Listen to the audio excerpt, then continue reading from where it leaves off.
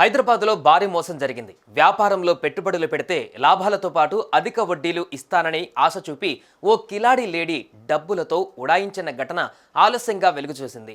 వివరాల్లోకి వెళ్తే అమరావతి ప్రాంతానికి చెందిన కొడాలి లక్ష్మి, కొడాలి సత్యప్రసాద్ దంపతులు నగరంలోని శ్రీ వెంకటేశ్వర బస్తీలో నివాసం ఉంటున్నారు. లక్ష్మి బసవతారక క్యాన్సర్ ఆసుపత్రిలో కాల్ సెంటర్లో పనిచేస్తోంది. అయితే ఆసుపత్రిలో పనిచేసే వారితో సన్నిహితంగా ఉండేది. ఇక ఇదే చనువుతో లక్ష్మి ఎవరూ ఊహించని మోసానికి పాల్పడింది.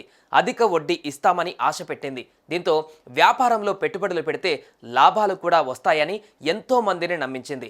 ఇలా సుమారు 50 మంది వద్ద ఈ మహిళ 3 కోట్లకు పైగా వసూలు చేసింది. కొన్ని రోజులు గడిచాయి. వడ్డీలు ఇవ్వకపోవడంతో బాధితులు లక్ష్మిని నిలదీశారు. ఇక ఇదే మంచి సమయం అనుకున్న ఈ కిలాడి 15 రోజుల కిందట పరారైంది. ఇక మోసపోయామని ఆలస్యంగా తెలుసుకున్న బాధితులు చేసేదేం లేక బంజారాహిల్స్ పోలీసులను ఆశ్రయించారు. ఈ ఘటనపైన కేసు నమోదు చేసుకున్న పోలీసులు దర్యాప్తు చేస్తున్నారు.